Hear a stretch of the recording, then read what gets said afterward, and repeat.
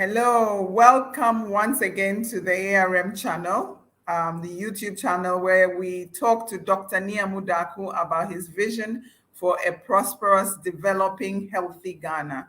Today, he's going to talk about an interesting topic, which is the traditional authority under ARM, under Afremocracy. Let us welcome Dr. Niamudaku.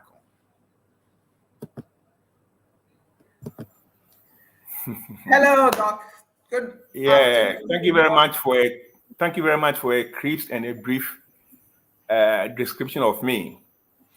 Today you're talking about a subject that is very close to my heart, though it's controversial for a lot of people because of the present sorry state of our traditional authority.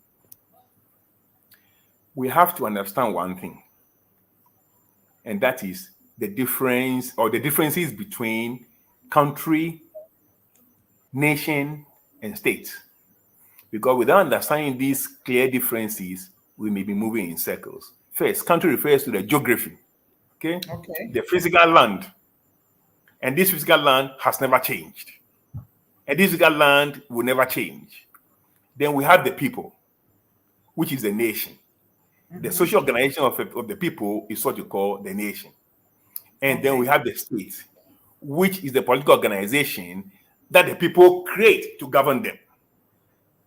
The state is a servant of the nation. When you have a state that believes that it is the nation or is the god of the nation, then you are in trouble. And that's where Ghana is today. The state is a creation, it's a servant of the nation. It is there to serve the people, to serve the nation. For some people, to make it easier, they call it nation state. The state changes, the people don't change. So we had the colonial state, and then it became independent. The state changes, the people don't, the land doesn't. Let's get this point clear so that we understand, where did the state come from? Before 1844, there was no state of any kind or any type. You mean in Ghana? In what we call Ghana today? It didn't exist. We had kingdoms. Then the coastal towns, the coastal kingdoms, made an agreement, the Protectorate Agreement of 1844, 6th of March 1844. They signed an agreement with Britain to protect them against Ashanti invasions. So Ashanti actually was the cause of the creation of the state. All right. Now, after 30 years, after the 1874 Anglo-Ashanti War, the Ashanti was defeated, then Britain proclaimed the Gold Coast, actually south of the Pra, as the Gold Coast colony. Before it was the Protectorate. It was a military agreement, not a political agreement. But then, after 1874, it became a political agreement. We have to understand that it was the kings that signed the Protectorate Agreement first with Britain for us to become a protectorate of Britain and to protect us from Ashanti invasions. It was the kings. It was the traditional authorities that brought together this thing we are calling Ghana. So basically, there was no government, there was no government, no politician, no nothing.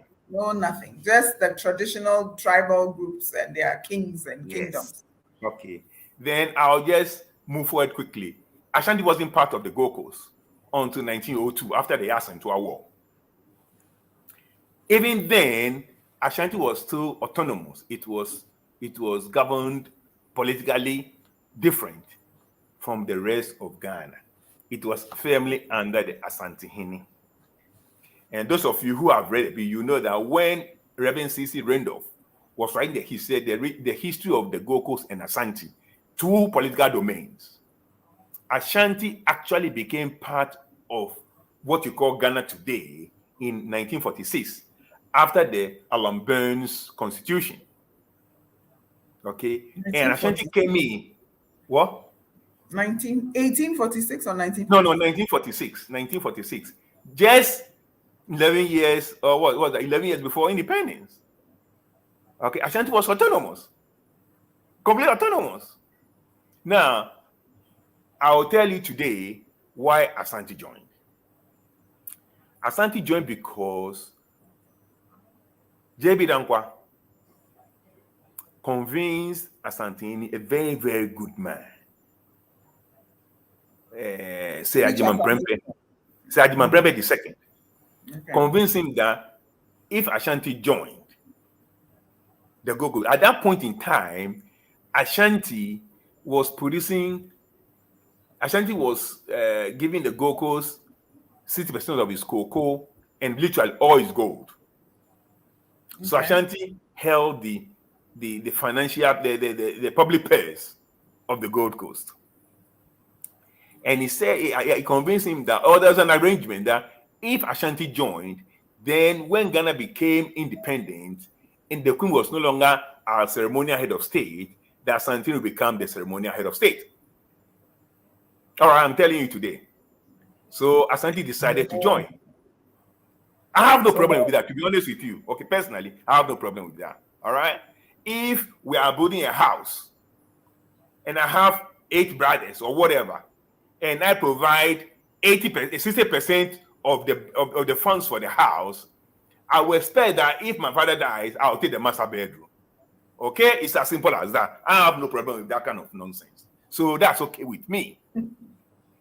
But unfortunately, that did not eventuate. Nkrumah came in along the line a year after that, and the whole arrangement changed. And that's why Ashanti wanted to go back to pre-46 status with the NLM, with the National Liberation Movement, with their federalism. Okay? It's not because we're just doing anything. There was history to that. Those of you who do not know. Now, what I'm saying is that it was Asante Hini who agreed to join, not Ashanti politicians. So again, it was the coastal chiefs who started the colony, and it was Asante Hini who decided to join. So the Ghana we have today was formed by our kings. Okay, that's a good in point. 1946, there was no political party. That's right. There were no politicians, so to speak. Now, when Asante Hini was coming to join the Legislative Council based on the Alan Burns Constitution of 1946, he drove all the way from Kumasi. He went through everywhere to Nsawam. When he got to Nsawam, then he sent a message to Gamanche Takiobli, that, my brother, I'm coming to visit you because I have decided to join the government based in your city. And as tradition demands, I have to come and greet you. So, This is your land. I cannot enter until you give me the right to enter. So Gamanche sent a Wulomo to go there, go and pour libation, and allowed Asantini to step on Ghana land. That was a respect. That was a respect. That was a traditional diplomacy. That was a respect that was accorded chieftaincy. He didn't come to greet the governor. He has no interest in that. These new states were forming was the bona fide of the traditional rulers. Okay. Now you have that. Like I said. Are you going to use the slide. Oh, I've spoken okay, for keep talking. Keep talking. So the first slide. Keep talking whilst I get it. So now, once we understand the definition of a nation and the definition of the state and the relation between them, that the nation creates the state to look after him,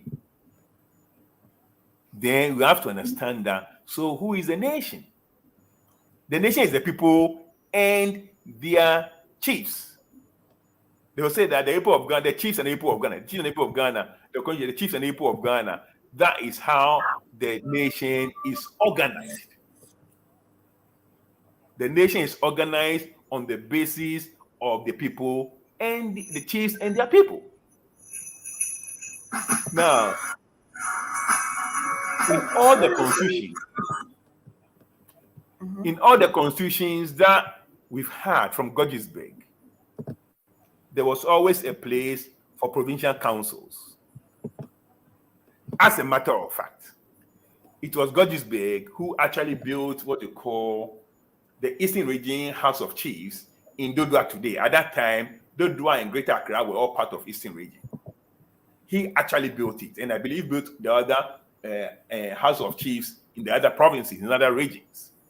He built them because he saw them as part of the new state that is evolving. In 1925, he gave the provincial councils some seats on his legislative council. In 1946, also, the Ben's constitution also made room for provincial councils to elect people to represent them in the new parliament. By the way, the Ben's constitution was the most advanced colonial parliament. Okay, are you on the second? Parliament, the Ben of 1946. So basically, the second slide: history of tradition in Ghana in Ghana government. Yeah, indirect rule was largely between the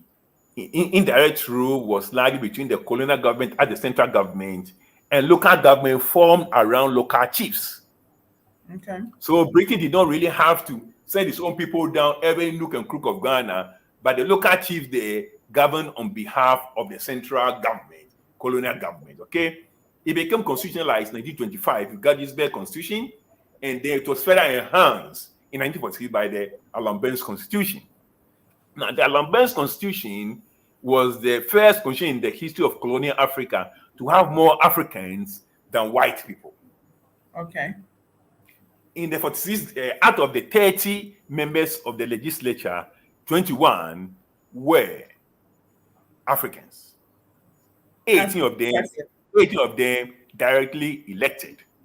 Now, for those of you who do not understand, this was where they took the spirit of the current Council of State from, because although it was a legislative council, it was advisory.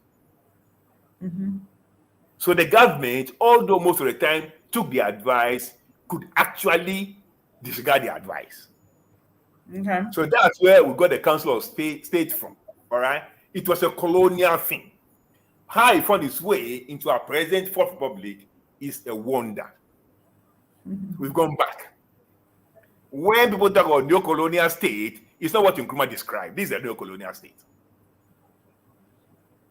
When we go back to colonial period and extract things there that actually shouldn't apply now.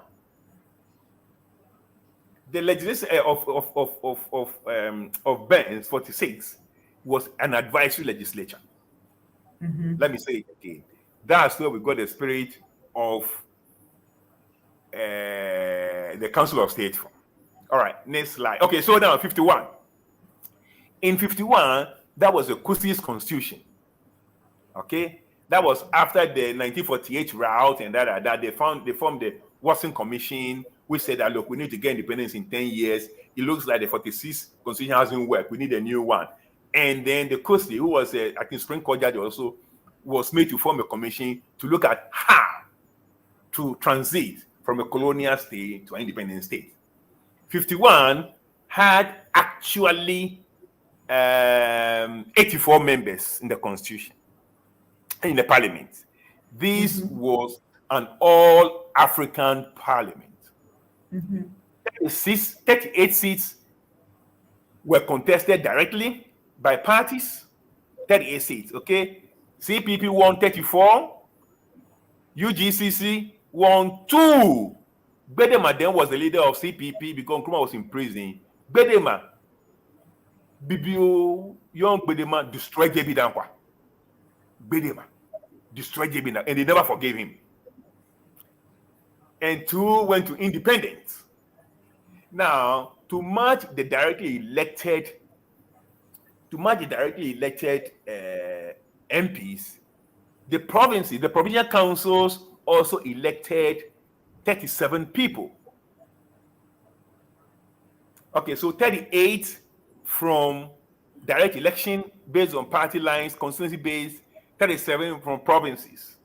And that's how Buzia, who lost in the direct elections, found his way into the parliament because he represented the Ashanti Provincial Council. It wasn't voted for by the people of Ghana. UGC got only 2. They had no base in Ghana. Okay?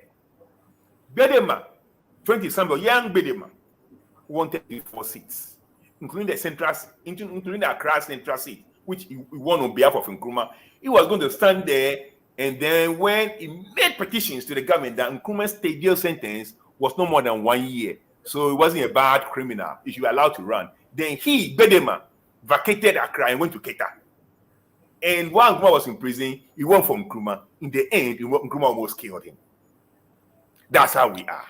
So we are still on the 51 constitution. We are still on the 51. What I'm trying to say here is that there's one constitution, 75 seats were contested, 38 directly, 37 2 provinces. The provinces were the council of the chiefs. So, okay.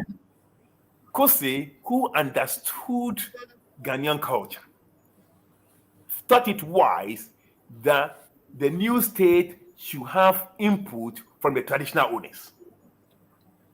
Of course. So he gave 38 to political parties and 37 to traditional authority. And then there were 9 other members. 6 of them were from businesses, and I think 3 from somewhere. I've forgotten. Okay. So by Nkrumah, or by 3 people winning 34 out of the 38, the largest political group, Nkrumah was released from prison and was made leader of government business, which was then changed the following year into prime minister. So we started our road to independence with political parties and traditional authorities, traditional and contemporary, because the British, they had found a way to incorporate traditional leaders in their system in the House of Lords. Of course. But they run bicameral system. But we run unicameral. We have only one parliament. So they found a way of putting traditional, because now these are the people who have had experience in governance for over 1,000 years. So they knew what they were doing. Okay. And that's how we should have kept it. Because if we had kept it that way, we never had a one-party state. Yeah. So what happened?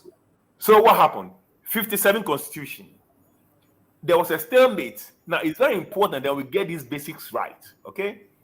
57 constitution, there was a stalemate between NLM, National Liberation Movement, who were crying for federalism, ethnic federalism, ethno-federalism, federalism based on ethnicity, against Nkrumah, who was vying for a unitary state.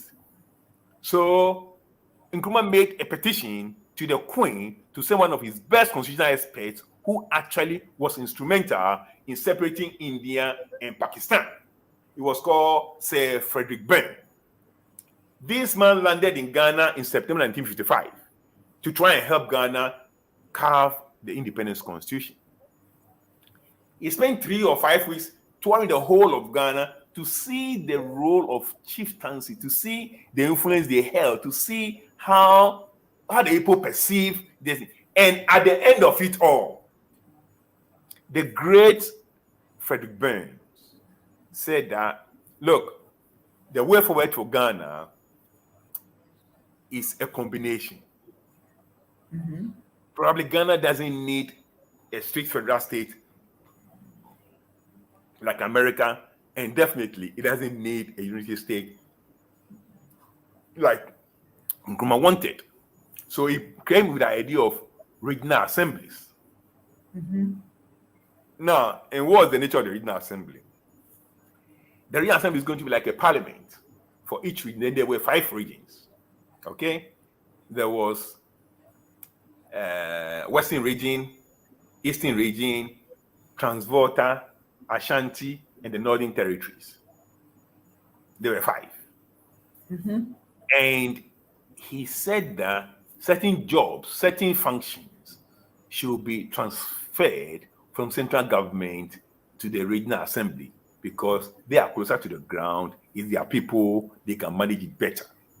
But who will be the head of the regional assembly? The head of the regional assembly was supposed to be one, that's Santihini, and whoever is the president of the regional house of chiefs in the particular region. The reason is that Ashanti came in as one kingdom with only one head. It was monolithic. So that Santini was not that for Ashanti, it was not a contestable position. But for the other regions, multi-ethnic, because at that time, Greater Accra was part of 15 regions. So you have Gamanche there, you have Acheni there, you have Akwapim, whatever, you have all of them there. So whoever is the president becomes the head of the regional assembly and to be rotated. That's what the great Frederick Byrne advised. That was what was entrenched in our independence constitution. Okay. Now, at that time, entrenched clause means that 2/3 of the parliament can throw it out. Unfortunately for Ghana, when we held the 1956 elections, Nkrumah got 71 out of 104, which is 68%, which is more than 2/3. And he threw it out. He threw out that. Yes. And then we started away to one party. That's why I was saying that if we had maintained the original plan of 51, we would never, because no party would have gotten 2/3. Mm-hmm. And that's when he said that the chiefs will run a little Sanders behind, because he didn't understand the nature of our state. The British, who actually have done this in 53 countries, knew what they were doing. They knew that they actually got the power. This all started when the coastal chiefs came to them to protect them. And when they defeated Ashanti, they brought Ashanti into it. Asantini agreed to join. So it was such an agreement between the British and our traditional authorities. So, how does what you are saying sounds like the traditional authorities in Ghana have been weakened substantially. Yes. Because of the interference, political interference throughout the Yes. years and so on, in terms of because at the beginning, Nkrumah said they will run a leader Sanders behind. Because for him, everybody must obey him. Any other view means that you must go. So how does the weakening of the traditional authority actually impact the whole nation as a whole? Next slide. Are you going to answer my question? Or? Yeah, next slide. Good. The way it impacted the whole nation is that the chiefs still are loved. They still have power, but they have been made useless so now they sing the tune of whoever is the president. So if the president is wrong, they are also wrong. They no longer answer to their people, they answer to the president. Otherwise, the president technically can de-recognize you and you will be found wanting. So now we are not just in it's not just a matter of a de facto one-party state, but the traditional authority too have been made to align with whoever is in charge. So we are actually in a very, very strict one-party state. And that's so that is where the true power lies. That's where the true power lies. Okay. Now, we move all the way from the dark days of Nkrumah totalitarianism to 1992. They wrote a new constitution. Unlike the 51 constitution that recognized that this country cannot actually move forward without an inclusion or without proper recognition of traditional owners, and which was affirmed by Frederick Byrne in the independence constitution that we need to have regional assemblies headed by the head chiefs of the regions at any particular point in time. The 1992 constitution gave the traditional authorities no role. All right. Okay. The only role they have at the national government is that the president of the National House of Chiefs is a member of the Council of State. That's the only role. And the Council of State is advisory. The Council of State itself is advisory.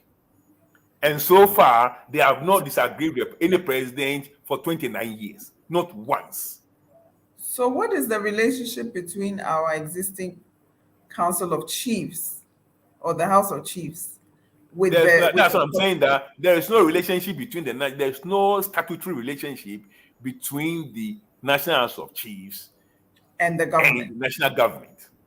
Okay, the only relationship is that the president of the National House of Chiefs is a member of the Council of State. At any time, the president. So if they change the president today, the next president becomes a member. Okay, that's the only statutory relation between the chiefs at the national level and the national government. At the local level, the president is supposed to consult with traditional authorities in appointing his 30% of the district assemblies, and also in appointing the district chief executive or the municipal or the whatever chief executive. But does that happen? I don't know. I don't believe it. That's the only role they play. The president is supposed to consult them. Another advisory. Okay. They have no teeth. They don't bite. Meanwhile, when it's time for elections, these are the same people the politicians go because they know that they have influence. That's right. So once Britain, that we claim we learned from, has its House of Lords that is made room for them to be part of the legislative process, we have decided that we'll put them somewhere and only go to them with bags of rice and corn or whatever when it's time for elections, because we have made them useless and beggars. It's sad. It's sad. Now, this is a resource that is not available in many countries. You see, and let me say this before I go, lest I forget. The Nkrumahs have been very miseducated. They don't even understand what's called a republic. So, no, republic cannot coexist with chieftaincy. Rubbish. Absolute rubbish. The British have done it so Ghana and Malaysia, they got independence in 1957. When Malaysia became a republic, it decided that if the external monarch is going, they also have their own monarchs. Now, Malaysia is federal and it's got 9 provinces. Malaysia decided that the king or the head of the regional house of each province, they will be rotating as ceremonial presidents, head of state. So they actually said that our chieftaincy will replace the chieftaincy of Britain. Okay. So as we speak today, the prime minister is elected by the people. Okay. But the president is one of the 9 chiefs. They keep the 9 kings. They keep rotating, one term. So if one person is there for 36 years, after the 9th term, you come to his turn again. They keep rotating. So in the republic, in the sovereign republic, they can decide to write whatever they want to write in their constitution by taking cognizance of their traditional base, their own history. If the foreign monarch is going, we have our own monarchs. And you realize that if that were the case, now, the stability of Malaysia cannot be compared with the stability of Ghana. They've never had a coup because the people respect their kings. You're not going to overthrow a government whose president, ceremonial, whose president is your king. And that would have happened if, for instance, the Aomefia was the ceremonial president of Ghana, or the Asante was ceremonial president of Ghana in 1966. Afremocracy Gbedema would not have overthrown Nkrumah. It's not going to be likely. Because they're going to overthrow their king. Although their king actually didn't have much power, the power rested with the executive prime minister. It still gives the appearance of inclusion of traditional authority in Ghana. And you realize that the issue of marginalization will not be so acute in Ghana. For instance, if we have an Ashanti prime minister and a Ghana president as the Gamanche, you realize that it suits the concerns that some people have been marginalized. Okay. If we have an ever president and Asantini as the president of Ghana, again, Asante will not feel so much. It certainly gives a different picture, and it helps with cohesion and national unity. But we miss all that. Next slide. All right, next slide. All right. So what's the architecture of traditional authority and Afremocracy? We're going to have national traditional authority. It will replace the National House of Chiefs. Okay, National Traditional Authority. Now, the National Traditional is going to be formed by 5 members selected from each state traditional authority with the next level. So if we have 11 states, we're going to have 55 members of National Traditional Authority. I've changed the name from House of Chiefs to authority because they must have authority.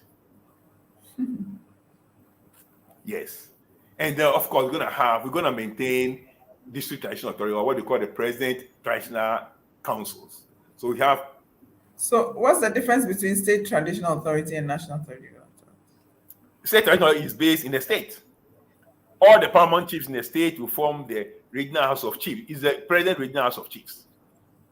The president regional house of chiefs will be changed to state traditional authority, and the president national house of chiefs will be changed to national traditional authority. Okay. And then at the next level is the traditional council. We have, for instance, in Ghana, in Accra, we're going to have the Accra State Traditional Authority, but then we have the Traditional Council, Osu Traditional Council, La Traditional Council. These are the members that will form the State Traditional Council, State Traditional Authority, and 5 of them will go to the national level to represent the Accra State. So that's architecture. Well, the national level will have them from all over the country. Yes. The states will have them from the regions and the districts. Yeah, from all the traditional councils in the region. Okay. All right. Next slide. Good. What is Amralo system? Amralo is the Ghana word for governor, and it's from the word admiral. You see, before colonization, all the trade between Gold Coast and Europe was through ships, and the ships were headed by admirals, and the admirals became the trade representatives of their kingdoms in Europe. So then they became like the governor. All right, so the Ghana they call it Amralo instead of admiral. So we say Amralo. Now, like I told you, we know that chieftaincy is a local issue. All right, chieftaincy is a local issue. No chief has jurisdiction beyond his territory. Okay, it's a local issue. So if chief is going to have any authority, it must be local. Now, under Afremocracy, we're going to have 11 states, and each state is going to have its own government or its own parliament of 32 MPs, and its premier, okay, that will be elected by the people directly. So the Amralo is going to be the father. He's going to be the ceremonial father of each state.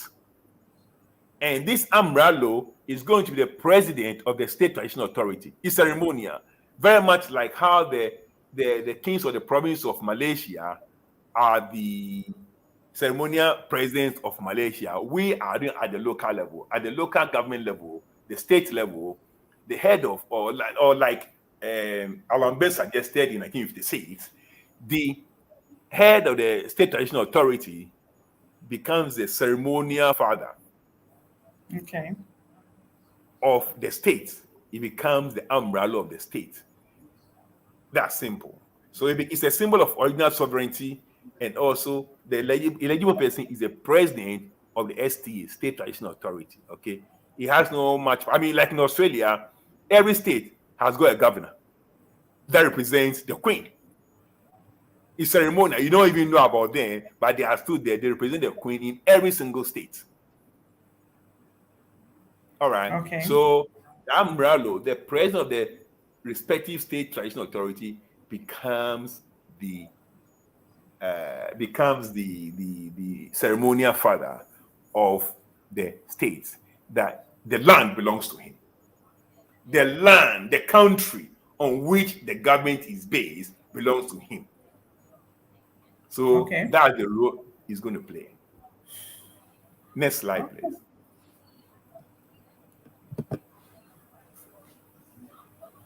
Oh, yeah. I almost forgot this. Traditional authority in national and state politics. So now we're going to have a new Council of State that's no longer to be advisory like it was in the colonial time when we had the Legislative Council being advisory board to the governor. We're going to have a Council of State, Ghana Manshiamu, that I spoke about last week, that's going to have both legislative and senatorial role. It's going to be 50 members. Presently, what we have, Council of States, I think, used to be 25, and now Akufo-Addo created 6 more tribal enclaves called regions, so now 31. And all of them, the only advice, he can decide to accept or reject all of them. No. We're going to have 50 members, Council of State, 10% of which, that is 5, will come from the National Traditional Authority. Okay? So we're going to have 5 members, like I told you last week, 50 members, 23 from national government, 22 from state government, and 5 from National Traditional Authority to bridge the gap. We're always bridging the gap. All right. So 10% of Council of State will be members. What? How would they be selected among? Oh, it's their problem. A National Traditional Authority. We don't care. They have to give us 5 people. That's their problem. We don't get involved. And then we're going to have an electoral court. I borrowed this from South Africa. Okay, in South Africa, they have 5-member electoral court. 3 of them judges, 1 from the Supreme Court of Appeal, and 2 from, I think, High Court or something like that. And 2 other people, a lawyer and some other people. Okay, I borrowed from them. We're going to have 5-member electoral courts that will settle all electoral cases in 3 days. That's what happened in South Africa. It's dedicated. Okay, you're not going to go and talk foolish and misbehave and do all the kind of things that we have seen in Ghana. 5. 1 member from the Supreme Court, who is the chairman, 3 from Court of Appeal, and 1 from National Traditional Authority. They will have to be represented there. Because if there is war in our land, it's war on their land. All right, so that. And then 20% of state MPs. As you all know, today, as we are speaking now, by our constitution, the president is supposed to consult traditional authorities in nominating 30% of these assemblies. Nobody does that. They don't do that. They just nominate people they want. President who is they? The government. What I'm saying is that at the present, in our constitution, the president is supposed to appoint 30 members of each district assembly in consultation with traditional leaders of the assembly. Okay, but we know that does not happen. The president appoints whoever he likes, and that is it. Okay, we are not going to vote for somebody at president level for him to come in double in local government. That's not why he's elected. He's elected as national leader. What's going to happen is that in the state parliament, out of 32 members, 20% will be elected through state traditional authority. Okay. Because they are very good people, very capable people, but who do not want the dirty politics we play with mudslinging and all those things. So they can actually present themselves because each state traditional authority will write its own criteria, selection criteria. You have to be this, you have to be that, you have to be that. If you qualify and you are interested in serving your state, you can present your name and they will vote. And the top 7 will join parliament to represent the state traditional authority. They are not chiefs. So they are not chiefs. Okay. No, they are not chiefs. That's an important point. Yeah. They are not chiefs.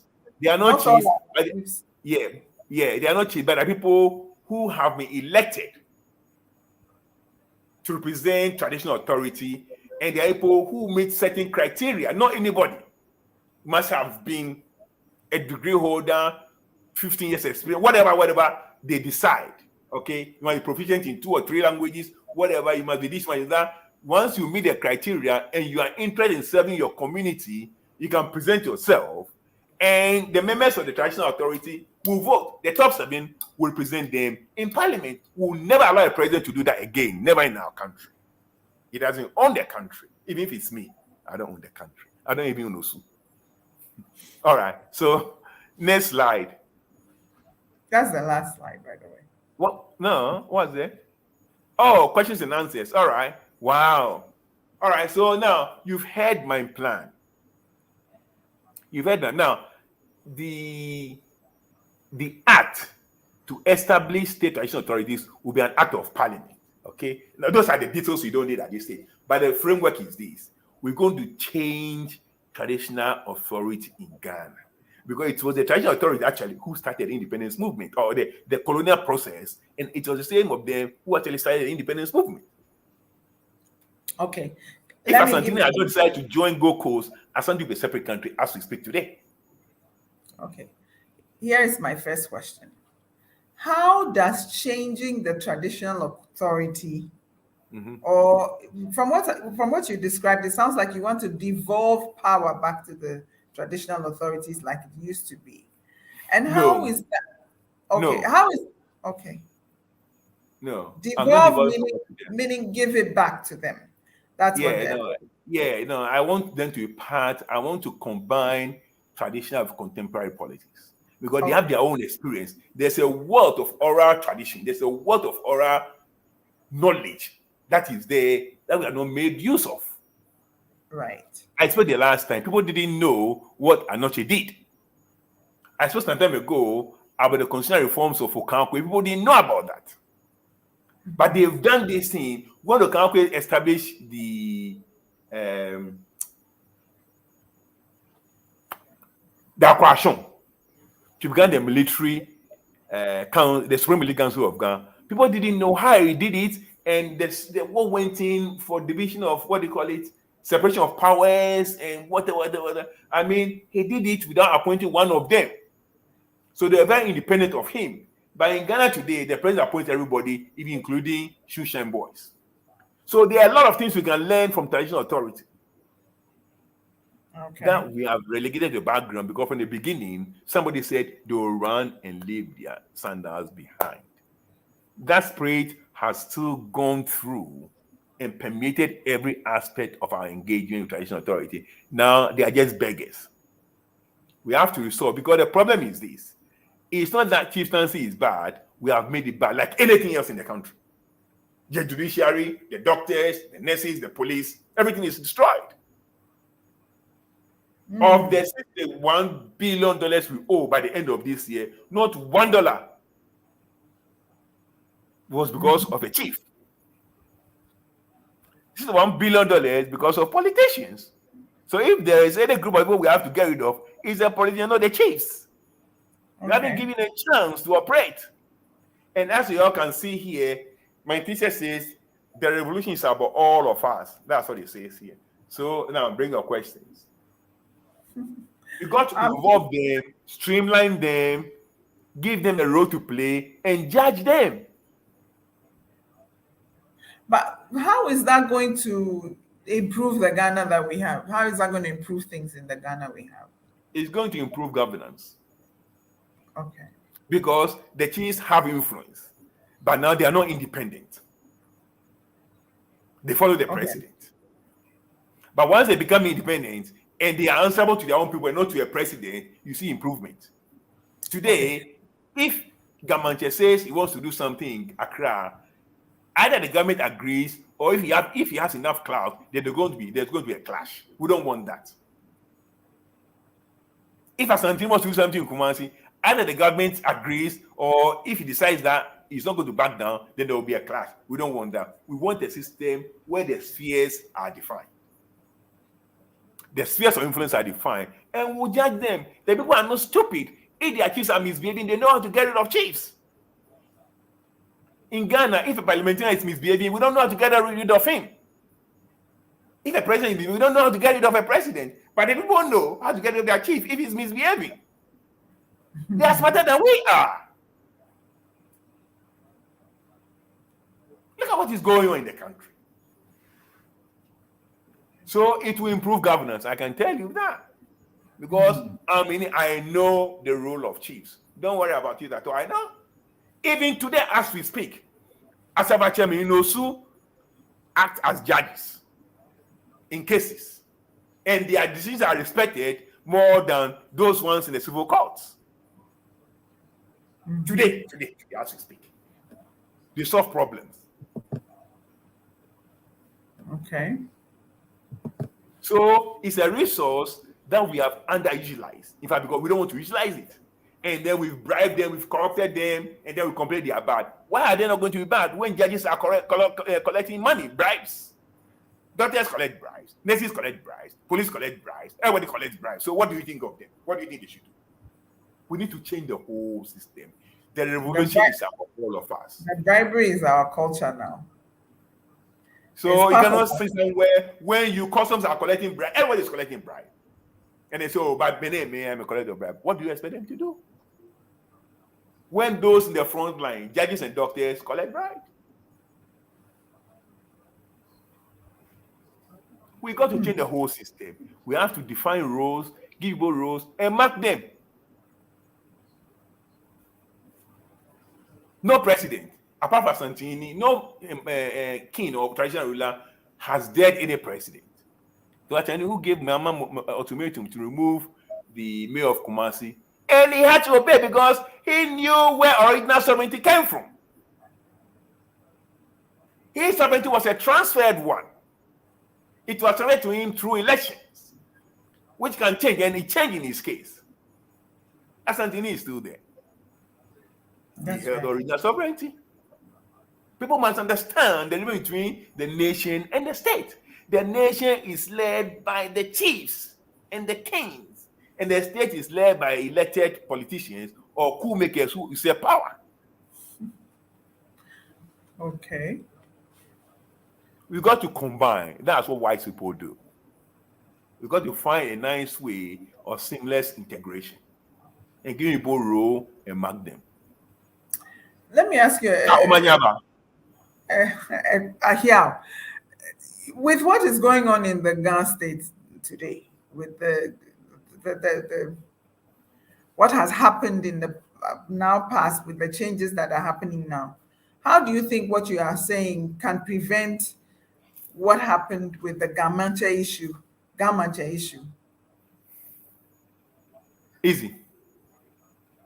Easy. We know the influence of politicians in the Gamanche issue.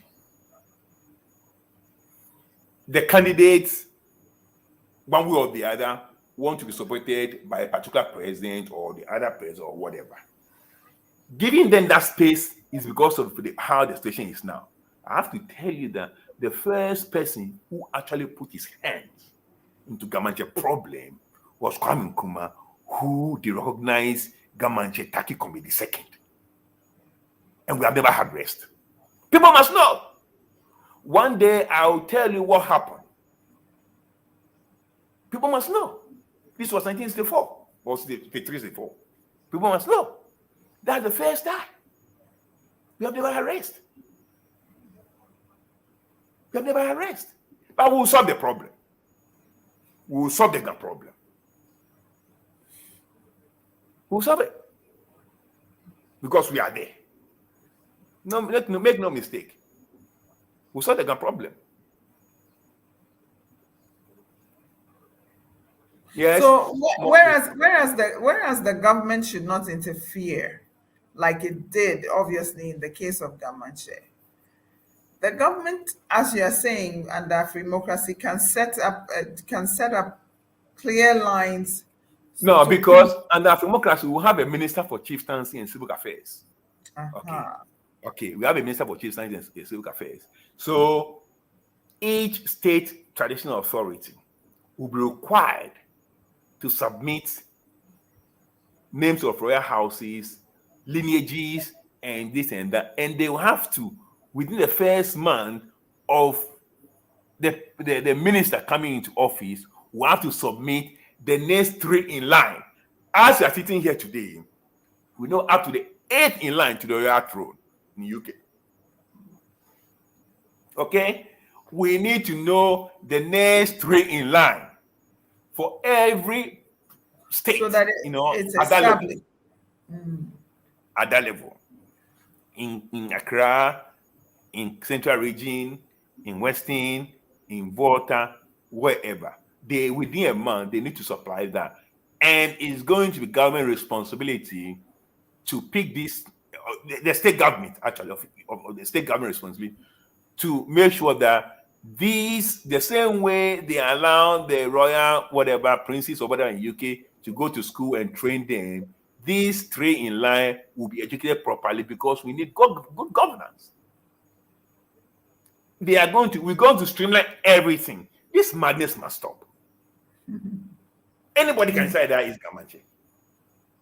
All right, so we're going to fix that problem. Anyway, not only for Ghana. You have litigation everywhere in the country. We're going to solve this problem all across. We'll bring dignity to the... I mean, I read the ruling, the 11th November ruling from the Kumasi High Court regarding the Gamanche story. And the judge quoted Nyamole. The Nyamole quotation about the chieftaincy institution. Then he said, that's the institution, that's our ancient institution, and it holds together the soul of our people and ancestors together. That's not me, that's the eminent jurist Nyamole Leno speaking. He made this in discussion about 100 or close to 100 years ago. The chieftain institution is the glue between our soul and that of our ancestors who have gone beyond. It's our ancient tradition. And they just said that we must make sure to protect, not to destroy it, like the way the National House of Chiefs has disgraced itself. This Gamanche issue. And they were ruled against. This is disgraceful. That somebody who's supposed to protect law in the country will interfere and put pressure on the most respected National House of Chiefs to disgrace itself like this in public. Yeah. So that brings us to the end of another program with Dr. Nyamudaku. Thank you so much. You've given us a lot. We hope that we will see more people. Today, there were no questions, but I see there are people on the line. I'd like to remind you that this program is aired every week on Saturday at 11 o'clock Ghana time, 12 o'clock UK time, or adjust accordingly depending on where you are. And whilst the program is going on, we encourage you to send in your questions so that Dr. Nyamudaku can address them online and directly. Thank you so much once again, and hope to see you next week, Saturday, at the same time, same place. Bye-bye. Yay. All right, thanks everybody for coming. It's raining here. We have had flood warnings, so I hope that the place doesn't get flooded. We are having... Oh yeah, I'm a master swimmer. For God's sake, I'm from Osu. The cloth is mine. I'm doubtful. Okay. All right. All right. All the best, all of you. Take care. Bye-bye. Bye.